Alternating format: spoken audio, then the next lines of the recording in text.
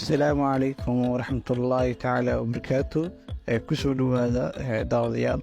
Waxaan bilaabi doonaa barnaamijkeeni Create Reward Program in bilow ilaa dhammaad adigoo Soomaali jooga sida ugu shaqaysan kartaa TikTok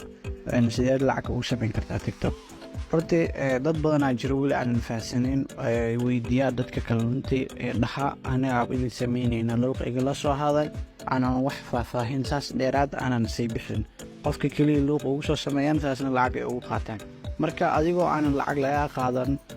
يعني gacantaada ku cilbix kartaa gacantaada ku sameeysan kartaa horaa Soomaali waxay u dhahday qof kasta gacantiisa ugu cilbaxa runtii noloshiisa maanta marka waxaan bilaabi doonaa barnaamijkeena Create Reward Program in bilow ilaa dhammaad haddii aad cusub tahay runtii follow dheh si ay hal cashir ku dhaafin marka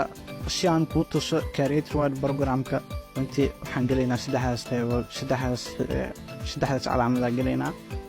waxaan noo soo baxay TikTok studio ku finina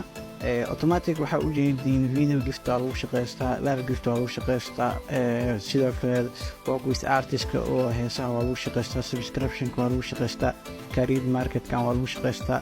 Create Reward Program kan lagu shaqeystaa so intaan hadda idin soo sheegay Soomaaliya runtii ugu furno shuruudahoodan way adag yihiin haddii aad ku furatid qof banaankaas joogo kaliya ku caawin kara subscription kan laga yaabo markii live ka ama live furasho bilaawid in lagu soo furto video giftiga laakiin sida kale career market kan iyo midkan kale oo adag yahay marka barnaamijkeena u soo laabta programkeena toos u wadgaleena runtii min bilow ilaa dhammaad adigoo Soomaali joogo sida uu faa'iideysan kartaa shuruudihiisa waa maxay shuruudaha laga rabo waa ilaa intee marka waxaan ku tusi doonaa runtii min bilow ilaa dhammaad barnaamijkan shuruudihiisana way fududahay waa inay kuweyntahay 18 waa inaa jirta waa inaa 18 kuweyntahay waa inaa 10,000 followers haysataa waa inaa 100,000 views haysataa runtii barnaamijkan waa easy waan samayn kartaa intii waqti kaaga bixi lahaa video islaameed in iska daabato maanta dhan scrolling asmayn lahayd waxa ku dhaam runtii